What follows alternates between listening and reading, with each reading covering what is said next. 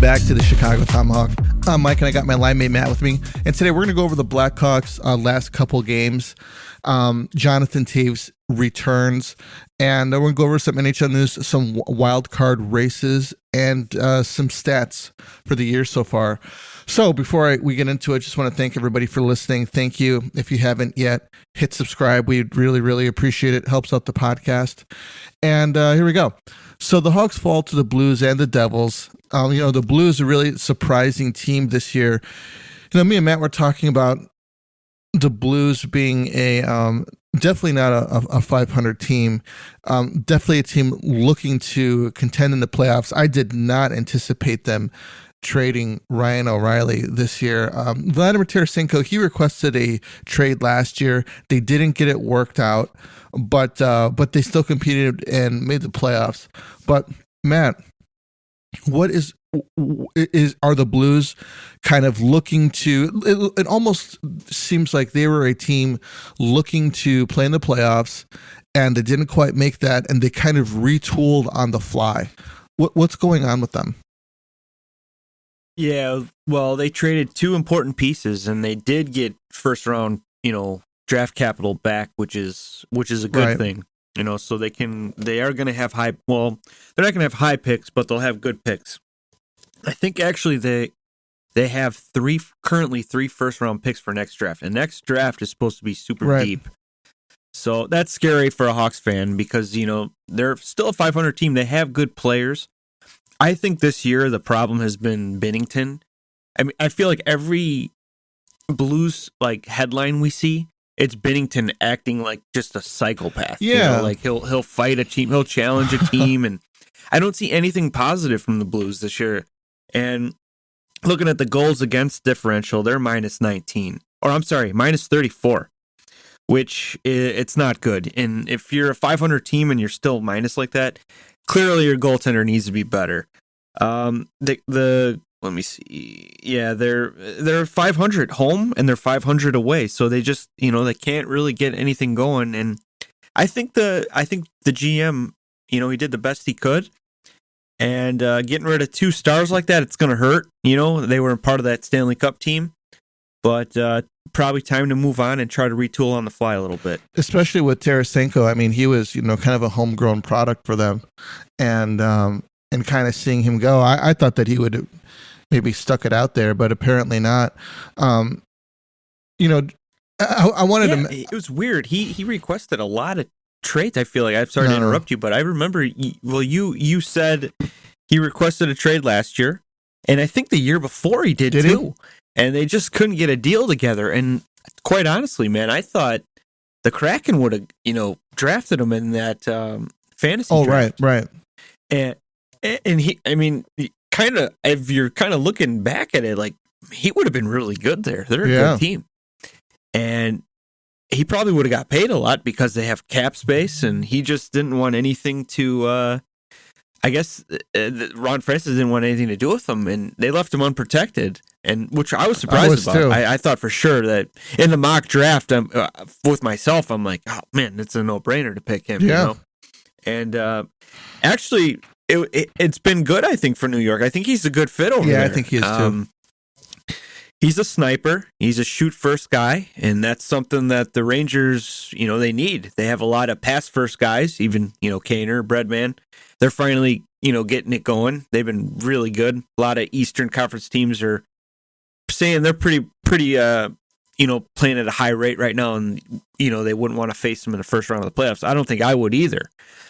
And I just think that Tarasenko is a very good fit there for a team that's kind of pass-first mentality with their type of players. So just a good sniper to have in the playoffs. I'm just very, very shocked that it took this long to trade him, because it was like a 2-year period, I think, of him. I want out, and they just couldn't get it done. I didn't hear him in the media quite a bit. I didn't hear him at all, actually. He just requested his trade, and he didn't really say anything much after that. But Binnington, on the other hand, dude, he's been all over the internet with some kind of antics going on all season, and I was just like, what's going on there? It was just really weird, what's been going on with the Blues this year. The Devils are kind of the opposite of that. They pretty much just turned it around after 1 year. They've had some really good play from Jack Hughes and the rest of their cast. And I'm hoping that the Hawks can kind of do the same thing that the Devils have done, this year, coming up, within like the next 2 years or so, being a really, really bad team and then turning it around and turning into a playoff contender like the Devils have. The Devils will be getting Luke Hughes, Jack's brother, as soon as the NCAA playoffs are over.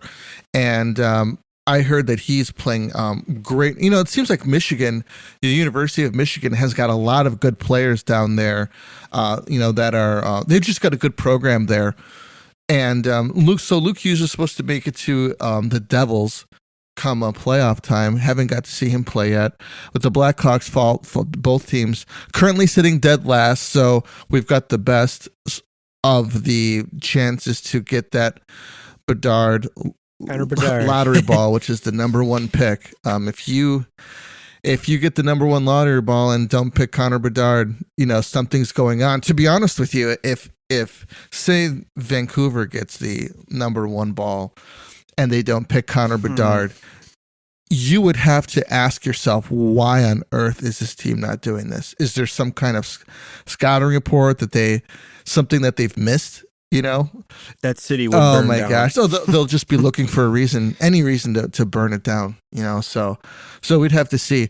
Luke Richardson has said that Lucas Reichel is expected to play the rest of the season with Chicago before heading back to Rockford for the AHL playoffs. If that's the case, why don't we have more guys up from Rockford playing and sitting some of the guys that have played a majority of the season this year?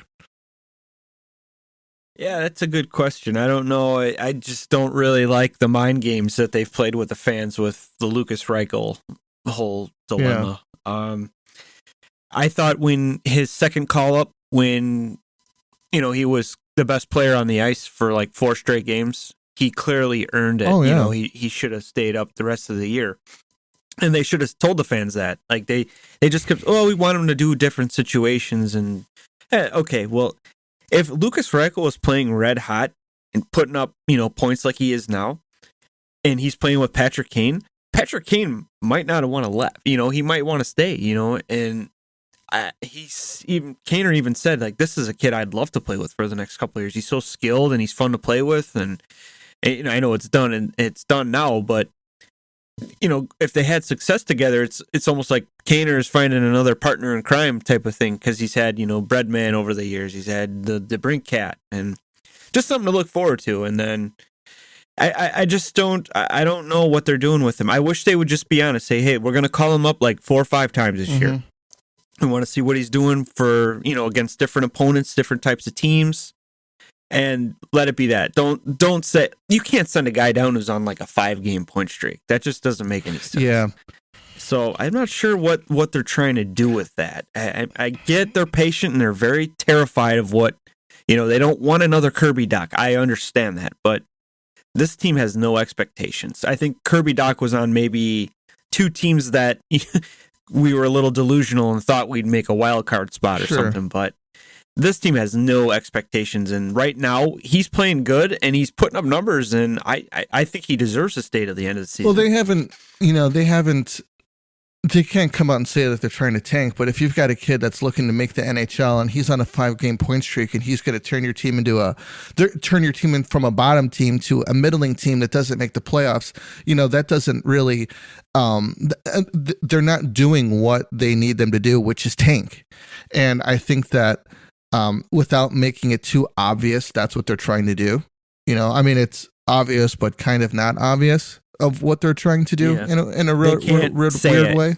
They can't say that, hey, we're purposely trying to lose so that we can get this kid, because if they were to do that, then other teams would obviously do the same, and then it wouldn't, the product in the NHL just wouldn't be as good, which is why I think that,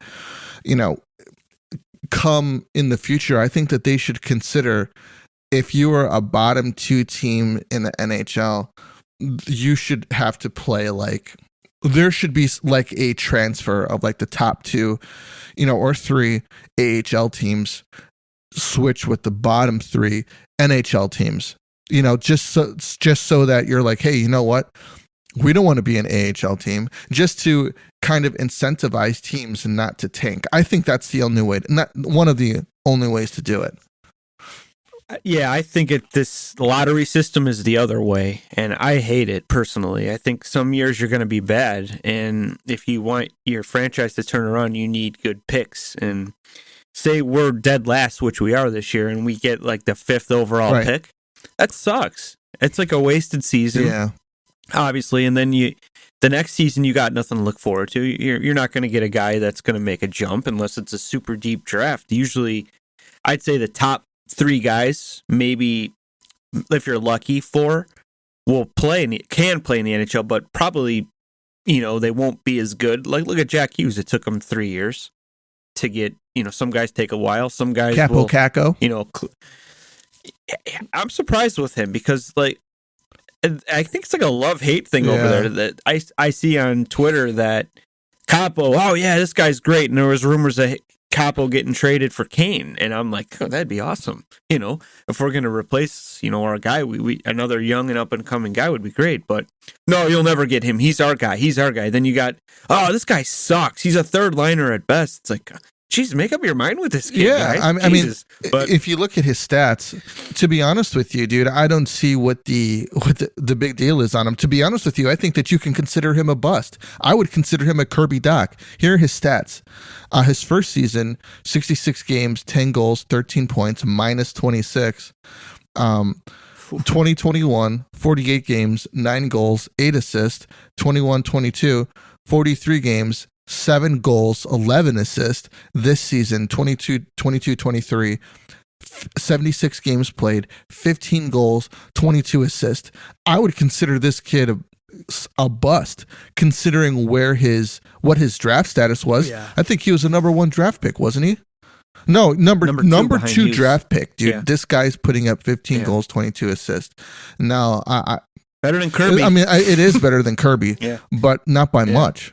He's on a very good team, though. A really good team. He's on a very, very good team. He's around very good players. Right. So, I mean, if he was sent here, he would probably be worse. I mean, he's got no supporting cast. Clearly, he's got a good supporting cast there. His numbers are good. His numbers, I don't think his numbers are good. 15 goals ain't bad. I think for a number 2 draft pick. I think for a number 2 draft pick first round second pick, second overall, I would want more than 15 goals. I mean, let me look. Yeah. At least 20, 25 would be good for a high pick like that. I mean, the Rangers got lucky that year. They jumped from, I don't know. And then they had Lafreniere, who's another guy that is a love and hate thing. It is. They're expecting so much, and they're healthy scratching him one day. Then the next day he's scoring 2 a game, and they love him again. Yeah. I'm telling you what, man, Rangers Twitter is very annoying. Very annoying. And I remember the whole Kane thing. We don't need Kane. We don't want Kane. We don't like that. We don't like him. He's a cab driver beater.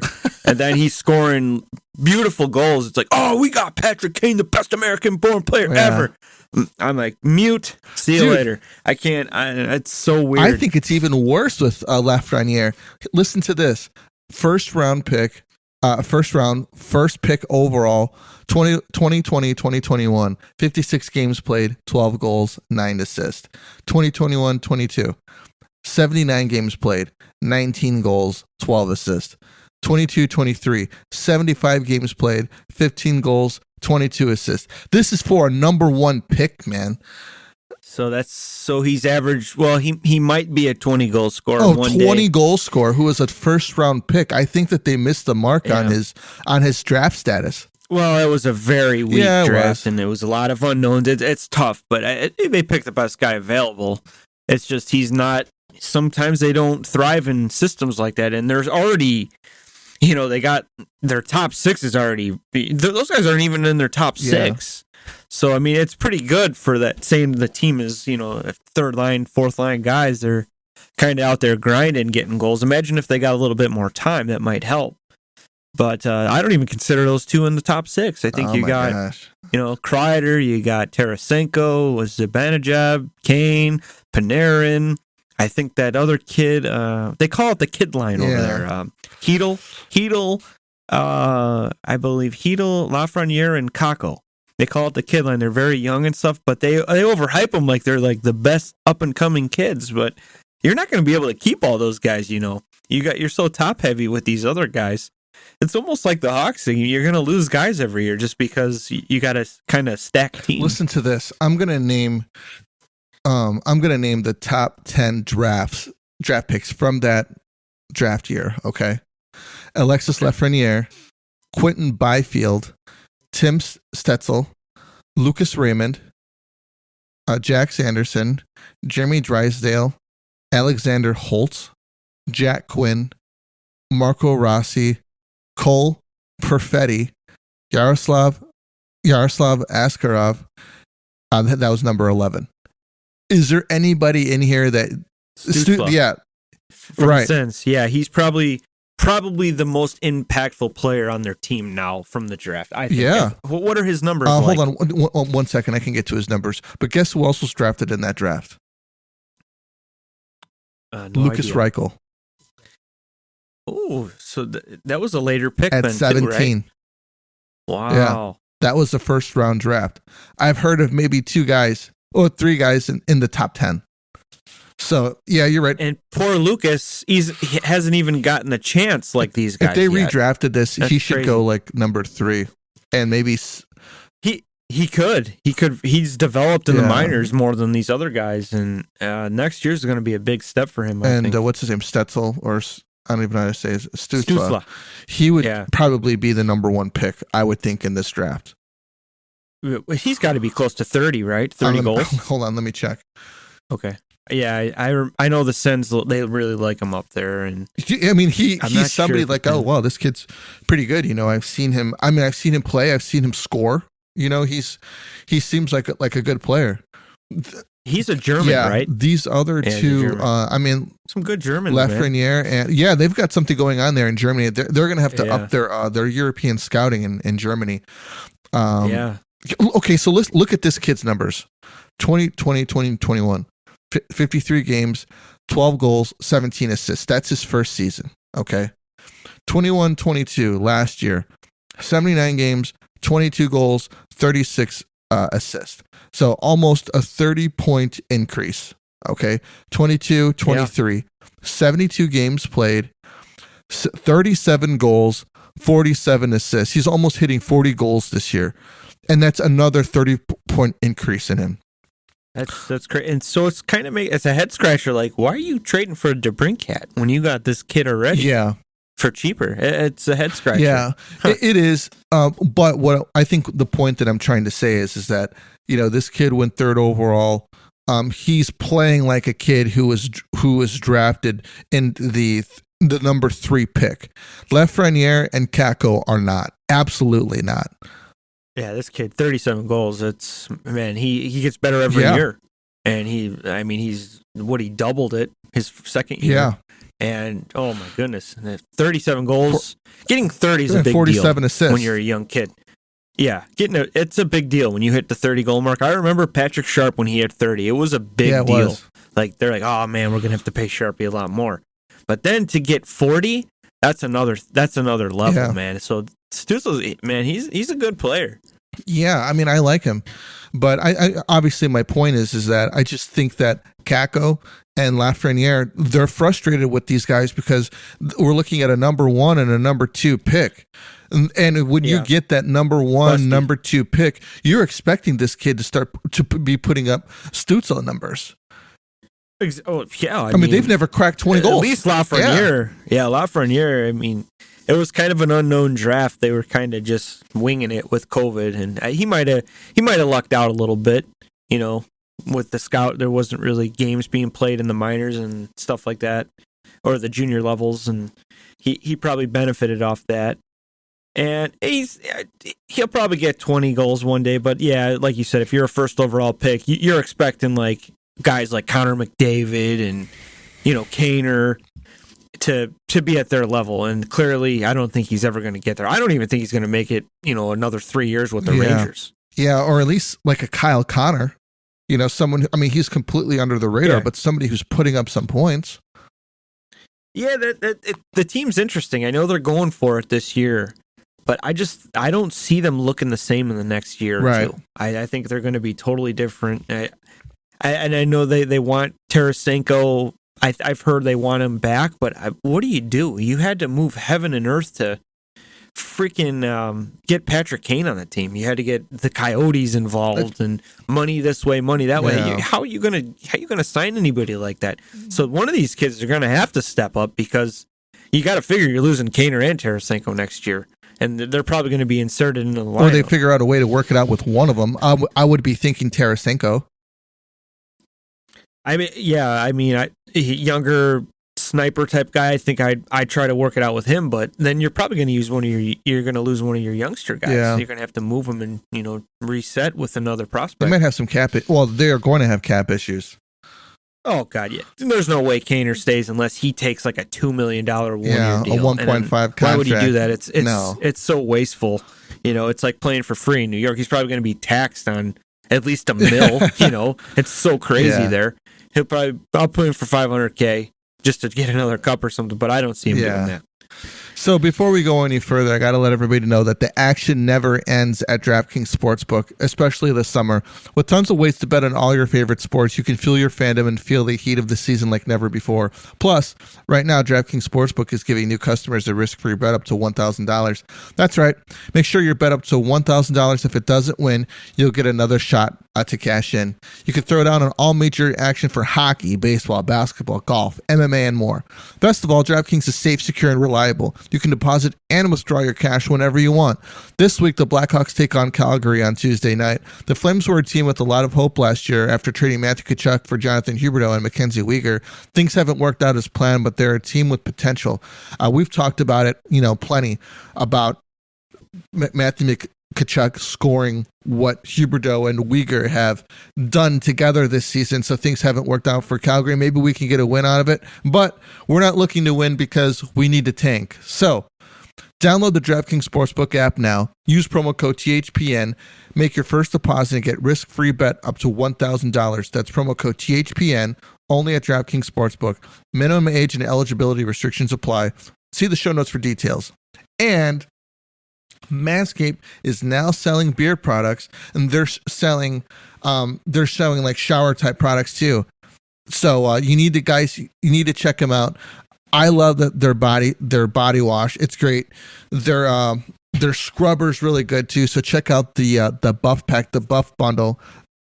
They're once again revolutionizing men's grooming with the Beard and new Beard Hedger Pro Kit. From a beard trim to a fresh shave, the technology behind the Beard Hedger Pro Kit allows you to shape your signature beard look. Now you can finally use Manscaped products to make your drapes match your carpet by going to manscaped.com using code Shy Tomahawk for 20% off and free shipping. It's time to tame your mane. No one likes a weird beard, so say goodbye to all your stubble trouble with Manscaped Pro Beard Kit. Manscaped Beard Hedger, 1 stroke, 1 guard, 20 lengths. So you get 20% off and free shipping with the code Shy Tomahawk at manscaped.com. Now, Matt, back to the podcast. Jonathan Toews made it back to the lineup. I honestly think that this is like a somewhat of a farewell for him, that he's looking to, that he doesn't want to have these health issues that he's having. He doesn't want these health issues that he's having to ruin the end of his career, meaning that he gets sick and then he never plays again. I think he wants to get the last taste of playing professional hockey before he hangs it up. I think this is truly his. I want to see if, with these symptoms that I'm having, if I can get out here and play.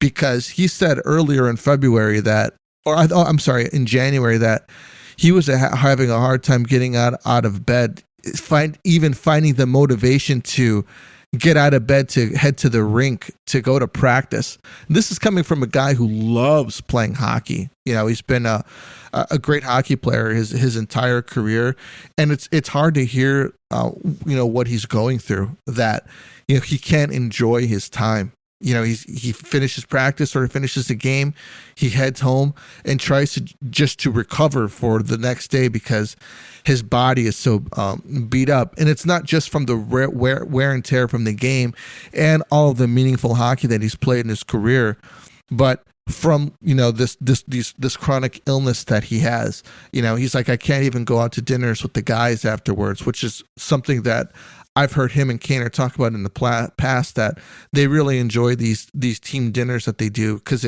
you get a lot of camaraderie from it, And but I think that this is him trying to kind of go out on top in his own way. He had 14 minutes of ice time, 18 shifts, 1 assist, 1 shot on goal, 8 for 12 on faceoff. So it's pretty incredible, man, how good he is at the dot. He's just been over his career, dude. He's just been so consistent at the dot. I mean, this is a guy who's nowhere near 100%. He's still 8 for 12 at the dot. So. Oh, yeah. When you're a puck possession team, that's the most important thing, winning that faceoff to get the possession. And was one of the best. This guy could probably come off of a nap and go 60%. This guy could probably win opposite shooting hand faceoffs against some of these current guys, even with one of those mini shinny sticks. Yeah, man. And just win it clean back. It's truly incredible. Yeah. But, whatever he decides, it sounds like this is the end. Retiring or moving on, man, but I think that he could be retiring. He's the greatest captain in the Blackhawks history. I don't care what anybody says. I'll put it out there. Stan Mikita was, he was a good, he was a good, a good captain, but nowhere close near to Kane. Even with his numbers, playing with only 6 teams in the league, he only won 1 Stanley Cup. It's just hard for me to kind of stomach, man. I was expecting Kane and Toews to kind of maybe get one last run in them to win a cup and go out on top. I was really, really hoping for that, but I don't think that's going to be the case. I'm trying to think of one of my favorite Jonathan Toews moments. One of them was the it's pretty easy to say Game 7 against Anaheim.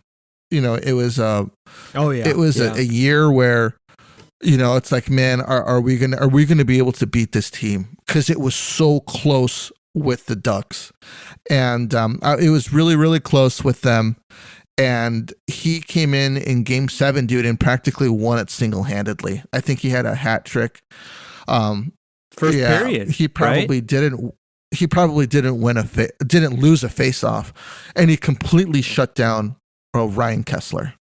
Ryan Kessler. Ryan Kessler was a 40-goal scorer and a Selke winner. So I mean, it wasn't a small assignment for Taser, and he just completely just took out the Ducks single-handedly.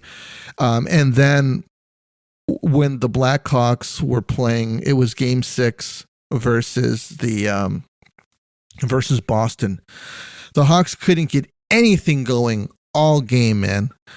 All game. And then finally, the Taser scores and it puts the Hawks into the game 2-1. And then we get those 2 goals in 20 seconds. But it was Taves' goal that got them back into the game, and they won a Stanley Cup. So it can't really be, I guess you can't really say it's as big as Kaner's overtime winner against Philadelphia, but I mean, if he didn't score that goal, who knows what would have happened in that game?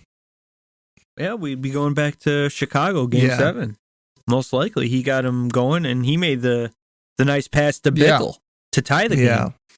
And Duncan Keith kept the puck in alive at the blue line, and then just got it to Toews and hit Bickle with that perfect pass. It was crazy. And then Bolin, obviously, he dropped the gloves like he was going to fight somebody. Like, we didn't win yet. Wait, what's going on? Did he score? Is he going to fight somebody? Or yeah, he said his hands got stuck. And if you do look at the video, they were holding him. The guy was holding him. He's like, frick this, let go. I'm celebrating, That was insane. Yeah, but for me, it was a lost game, actually. It was 2011, third period, late third period, Canucks were up. And Captain Clutch, man, he ties the game and just literally makes the Vancouver Canucks fans just dead silent. Like, we can't beat these guys, we can't do it. And, what happened? We know what happened. Campoli fired a puck right to Burrows, and Burrows buried it, and they won Game 7. But that was one of a good moment for me with Toews, because it's like, this guy's so clutch, man. He shows up and when you need him. But my favorite, I have to say, I was at the game his rookie year against the Avalanche, sitting in 200. Like, I was looking east and west, so it was nice. I was just turning my head instead of looking straight out. And it's where he scored that beautiful goal where he from just Kaner. Went through three guys with a good pass by Kaner. Yeah, I can't believe Kaner got him in stride. He was flying, dude. He burned like three really good players, and then Jose Theodore, who's a pretty good goalie at the time, and I just like I couldn't believe it. I was with my brother-in-law, and we're like, "What, did he just do that?" And we're staring at each other like, "No way!" And you go home and you check YouTube, and then you listen to the Avalanche broadcasters call it, and it's even better. Yeah. It's like, dude, these guys are like, they're not like Jack Edwards from Boston where they're so like biased to the Bruins. This guy was cheering it. It's like, that was awesome. He's like, this team is coming back, and you get goosebumps and stuff. But that, for me, that was my favorite Toews moment. That goal. Just absolutely ridiculous. It was pretty incredible, man. Like, I mean, I remember seeing it, and I was like I said, Kaner hit him in stride. He was just kind of coming around, but he was flying, dude. And I was thinking to myself, holy shit, how did he make that pass? And then he didn't even get touched. And then he went through like two guys. I was like, holy smoke. Yeah. I'm like, holy shit, look at that dangle. Yeah, there was a couple of them, and he froze up the goalie. I'm like, jeez, I couldn't believe it. I still can't believe it when I watch it. I'm like, how did he do that? I think the biggest thing to take away from like Toews and Kane is that they both showed up in big moments for the Blackhawks multiple times, dude. And it was almost guaranteed that these guys were going to show up, that the lights were going to get brighter, and these guys were going to turn it up. And they did, dude. Every single time, man. Even when they lost, they put their team in a position to win. And Toews didn't have the flashy numbers, dude, but he scored and he contributed at the times where the Blackhawks needed it most. And I think that's why they had the success that they did. And yep. It's almost like if Toews didn't show up, Kane would show up, and if Kane didn't show up, it was or Toews is hitting. It's just a good 1-2 or punch. Toews isn't scoring, but he's not losing faceoffs, and keeping us in the game, or Toews or Kaner's kind of getting shut down. Toews can bury one. It wasn't just them too, but I'm saying that the team was essentially, these guys were the core of this team. We can say that, there are a lot of other guys that contributed, but these two young guys were the guys that essentially that they built something around, and they showed up every single time. They weren't like Lafreniere or Kakko. These dudes came in, they contributed year in and year out, and they deserved every single dime that they've received from the Blackhawks. So. It's too bad, that it's just too bad that Toews has to go through what he's going through with his health. I wish him the best, and we'll see how it plays off to the end of the season. So wild card races, man. It's just looking at some of the teams here in the Western Conference. You've got Seattle, on top with 41 wins, 26 losses. A lot of people were expecting this to happen last year because of what the Vegas did, in their opening season. But the Hawks are dead last with 24 wins, 46 losses. And what are you expecting from the Kraken? Man, I did not see this coming. They're just playing very well. They got that young rookie Beniers, who's probably going to be rookie of the year.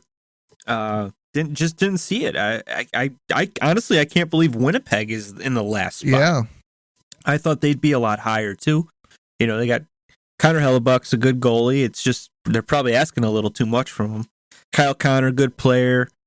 I think that's what it's going to be. I think the Jets will find a way to get that second spot. But it's kind of crazy. The Flames, they made that big trade like we talked about earlier, and I don't think it's really worked out for them. But look, they're still fighting, man. I mean, it just takes a little bit of a win streak. They could bump somebody, but I think it's going to be Seattle and Winnipeg in the West. I just don't.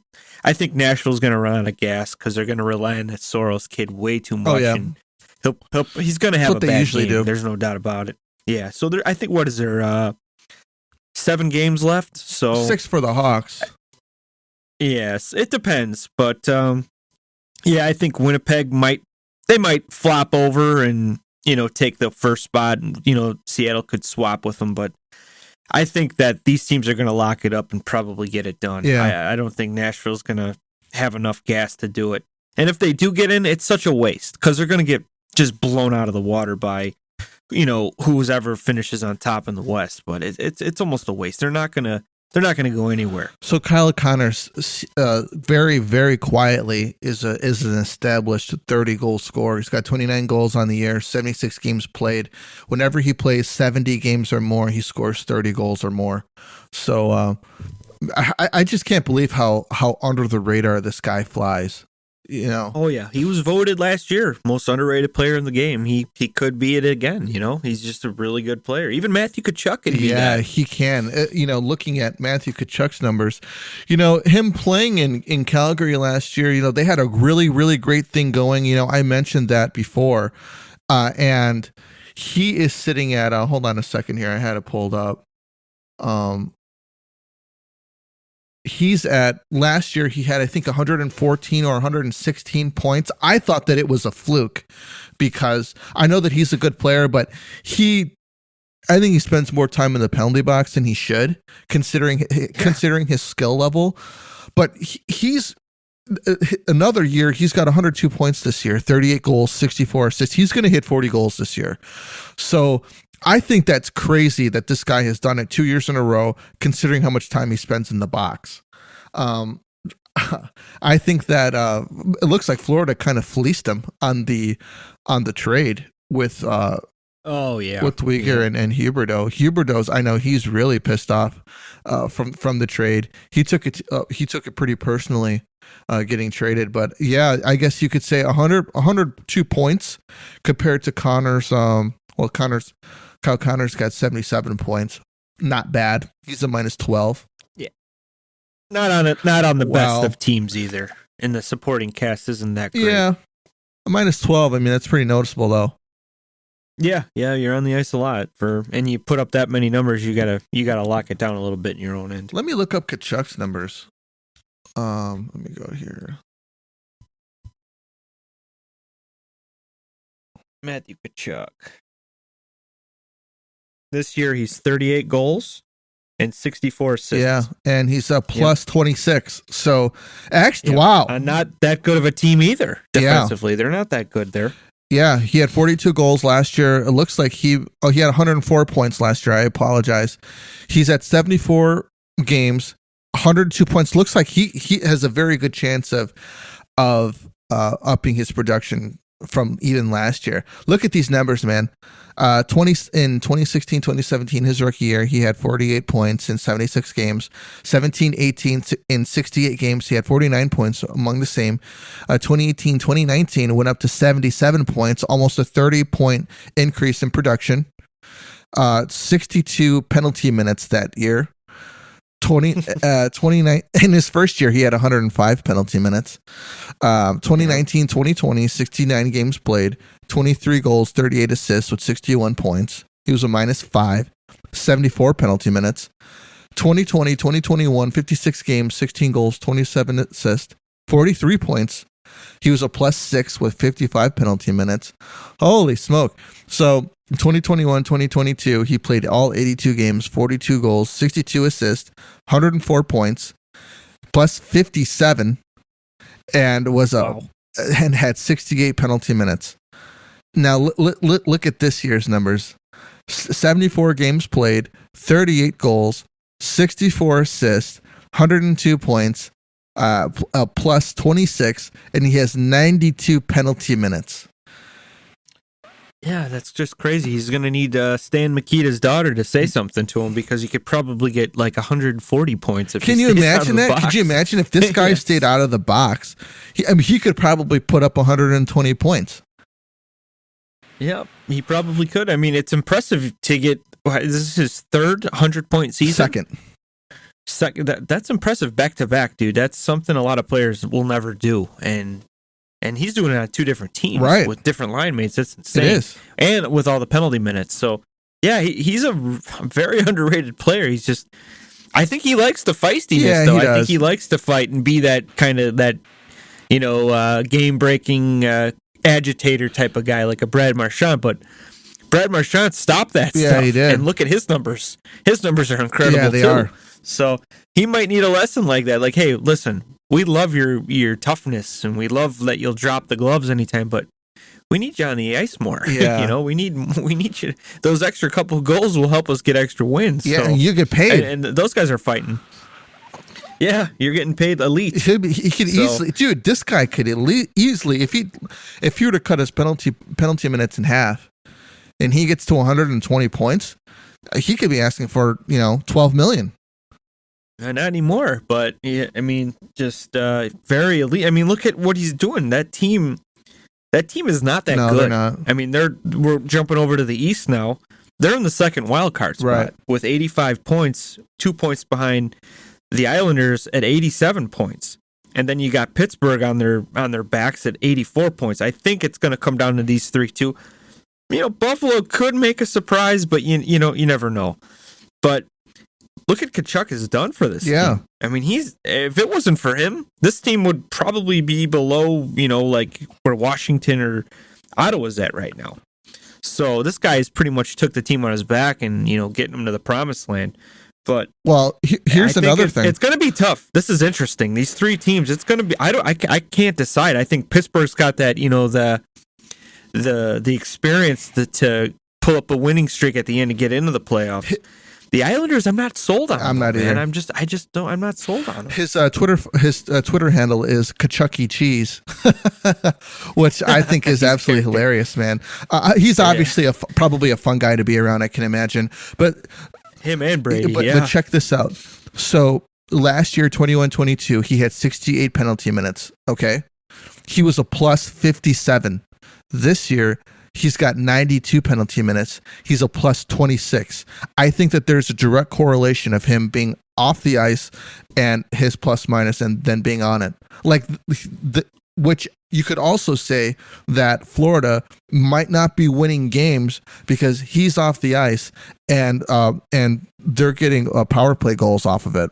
They're getting scored on, I should say. Could be. Yeah, I wonder what the analytics are on that. If whatever he's in the box, how many goals are scored against. I'm sure there's a stat out there or whatever. It's gotta be. That's definitely a guy you want maybe taking 12 penalty minutes a year. and it's not going to happen because he likes to drop the gloves, and that's a 5 each time. I'd give him 40. Sometimes he'll get a game misconduct, Yeah, I'd give him 40. That's a lot too, though, for a guy you're paying big bucks for to be your star. I mean, I'd want him to be almost like Pavel Datsyuk and Nick Lindstrom, like, hey, keep it under 10. Yeah, dude. No stick infractions or anything. We get the delay of game bullshit penalties. but try to stay out. There's still like 6 games left in the season. He's sitting at 92 penalty minutes. He could, he could hit all-time goals and assist highs and still hit 100 penalty minutes. Oh, he will. He will. At the end of the season, it's going to get chippy. Like when you're desperate to get in, and you're facing Tampa or something, and they're shit talking like, "Hey, you guys ready to get bounced in the first round again?" or something like that. He's going to drop the gloves. I'm saying if this dude could keep it at 40 or 50 penalty minutes, dude, his production could go up, and I think that could be beneficial for the team. Dude, well, the playoffs last year, that series with Edmonton. Game 1, he was fantastic. He was Matthew Tkachuk antics, man. He was scoring, starting trouble, and then he stopped. Yeah. And then the Oilers won the series. It's like, why'd you stop? Yeah. You were a difference maker here, dude. Get in his head, man. Get in his head. It's McDavid. Just throw the bodies on him. Just be you, and I think, dude, he probably was like, I'm not staying at Edmonton, or I'm not staying in Calgary. Edmonton's got the 2 best players in the world. I got no chance in hell here. He's probably like, I'm going down to the freaking beach. Yeah. Getting 100 points a season, 100 penalty minutes a season, and having some fun. Yeah. So it's just crazy. I think he's got to play like that, though. If you want the Panthers to be successful, he's got to be, like that little wrecking ball out there. But he's got to... you got to stay out of the box as much as you can. Sure. You know, him and Drew Doughty have the best feud, I think. I don't know if it you've ever is seen the as YouTube much videos. anymore. They hate each do, other, yeah. and that was must-see TV, man. Right. It was good stuff. I know Kachuk's probably like, good, I'm glad that Dick's, he's down in Florida. I'm going to stay as far away as I can from that guy. He pisses me off, but it was so good, man. So good. But I think that's why Florida might have made that trade, you know, because they couldn't get over Tampa. Right.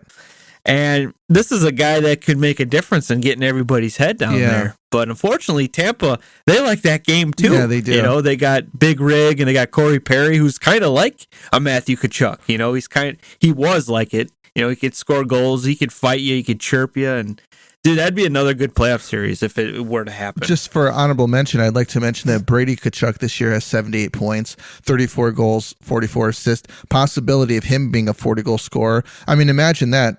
You know, that they have these two brothers are, you know, they're that good that they could play in the NHL and be honestly put up elite numbers. He's got 107 penalty minutes on this season. I hear he's more feisty than his older brother, which is kind of funny. You know, just the stories playing on a boring team. Stories that they have on each other.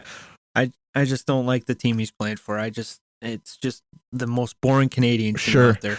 So this year, man, there's an opportunity for looks about 20, we could even say 25 guys in the NHL hitting 40 goals on the season. Conor McDavid has a possibility to hit 70, which I hope that he hits because that would be really, really cool to see. But Alex Tuch, Jared McCann, Adrian Kempe, Clayton Keller, Elias Peterson, Bo Horvat, Willem Nylander has more goals than has tied with Austin Matthews, Timo Meyer, Tim. I have a hard time with his name, man. Stützle, Andrei Kuzmenko, Zibanejad, Tkachuk, Matthew Tkachuk, Mark Scheifele, Kirill Kaprizov's 39 goals. He's going to hit 40 again. Really good investment there in Minnesota. Carter Verhaeghe in Florida. He's probably benefiting from playing with Matthew Tkachuk. Jack Hughes, Ovies has hit 40. Hughes hit 40. Verhaeghe hit 40. Jason Robertson, man, this kid's a bona fide star. Jason Robertson, 42 goals. Tage Thompson, 44 goals. Another new star. Braden Point's going to hit 50.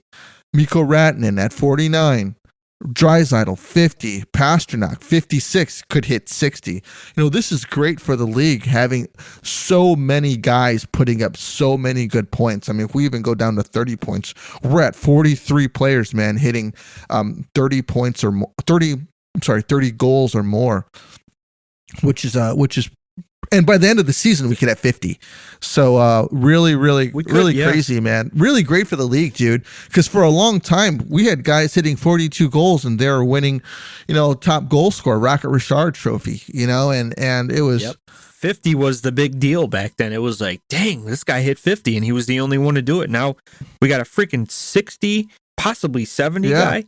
We're going to have about, I think we're going to have 5 multiple 50 goal scorers. 50 goal scorers. I think we'll have about 5. Yeah, which is great. I mean, this is great for the league. It goes to show you how much talent, you know, is really in the NHL, man. And I think Pasta could hit 60. I think he could too. I think he will. I'd like to see it.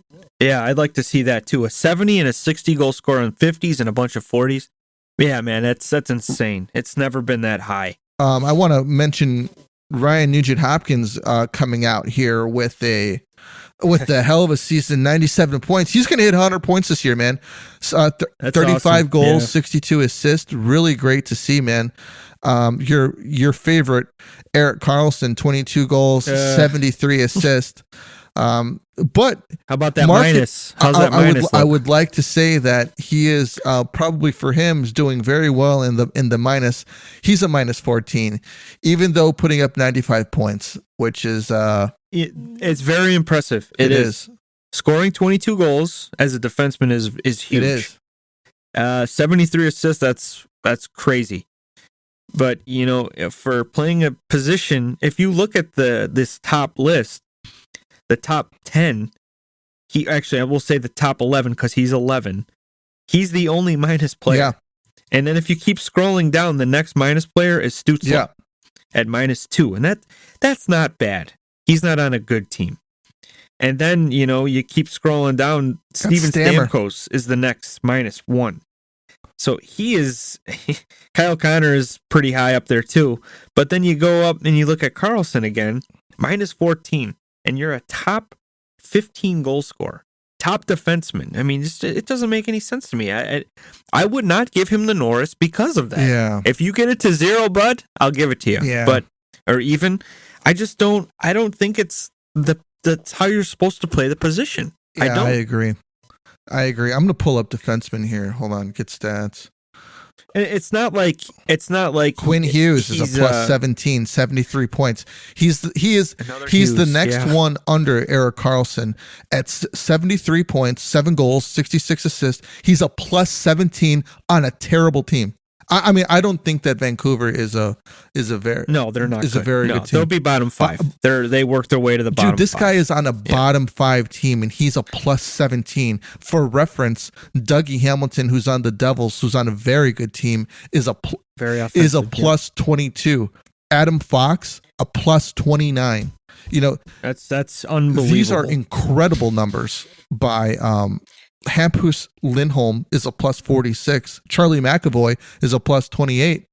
But I think it's really impressive that Quinn Hughes is a plus 17 and Dougie Hamilton, he's a plus 22. But Quinn Hughes right here, it just sticks out to me. I know that the plus minus isn't the end all be all of statistics for defensemen, because I know if defensemen are heavily judged by this number, but I just don't see. For defensemen, it is for me. If I'm bringing in a guy and I'm paying him big bucks, I want him to play defense too. I want him to play both ways. This guy is just one dimensional. Right. I mean, he's got 25 power play points, which is very good. He's obviously getting more time out there. He plays about 25 minutes a game, so it's impressive. I know there's a lot of people love him. They think he's like one of the best talents since, like Bobby Orr type of thing, because he could put up points. But we went over this a couple podcasts ago. We're like, dang, Bobby Orr only played 15 or 12 years or something. It was. His numbers were unbelievable, and he was a plus rated player. Yeah, so he could play defense. He was like Conor McDavid playing defense. Yeah, it's unheard of that happens. And you just look at the top 5. Adam Fox is a plus 22. Was that plus 26? I think. Hold on. No, 29. Plus 29. Yeah. He has 68 points. There's no way he's going to even be considered in the top 3. Yeah. But it's weird to see the top rated defenseman, most points as a defenseman, with a minus 14 next to his name. And Bobby Orr was like a plus, scratcher. 800 or something like that? In his career, yes. This guy will always be a negative player. He scored points. I mean, Bobby Orr scored tons of points, but he also he was also, let me look it up. Hold on. Even though we did this last week. Even Cale Makar right now, dude, he's at 60 games played. He has 66 points, and he's a plus 16. Right. So if he was probably healthy all year, I think he would probably, he could probably be in the top 3. Quinn Hughes is having a great season on a terrible team, like you said. It's incredible. And it's not like Erik Karlsson is willing the team into a playoff spot. They didn't even compete all season. They're like the Blackhawks. Right. It's kind of like the Cubs back in the day. What was it? Ernie Banks was always the stud. Andre Dawson was a stud. Ryan and they sucked.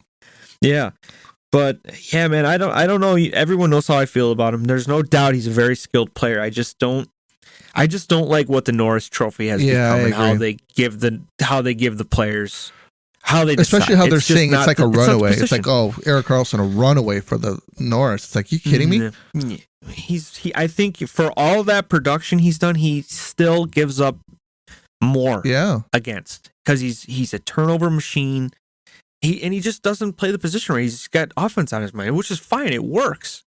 I think when you're looking for better offense for a playoff team, and you have a good defensive partner that will bail you out. Yeah. You have a Brent Seabrook that can cover your butt and make you look better and at least finish in a positive, you know.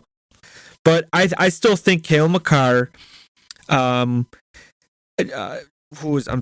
Fox, and our boy Victor Hedman are still the best 3 defensemen in the league at both ways, playing the game right. Bobby Orr was a plus 582 on the season, on this career. 1, 2, 3, 4. That's unbelievable. And look at his career was cut short 12 because of his seasons. knees. 12 seasons plus 582. 12 seasons. He had horrible knees. He came to Chicago, I think, 1 or 2 years, and it was just it didn't work out. He was just shot. I think they wanted to bring his name to the city to bring fans. Well, that's what they always did at the time. Yeah, and it's a shame if he played, like now, he would probably be Conor McDavid at the top as a defenseman. Right. So anyways, everybody, that's all we got for you today. Great hockey talk, man, as always.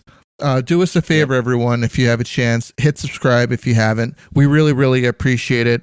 Go to Liquid IV for 15% off. Use Chicago Tomahawk as for your code. You get 15% off. We use it for keeping yourself hydrated.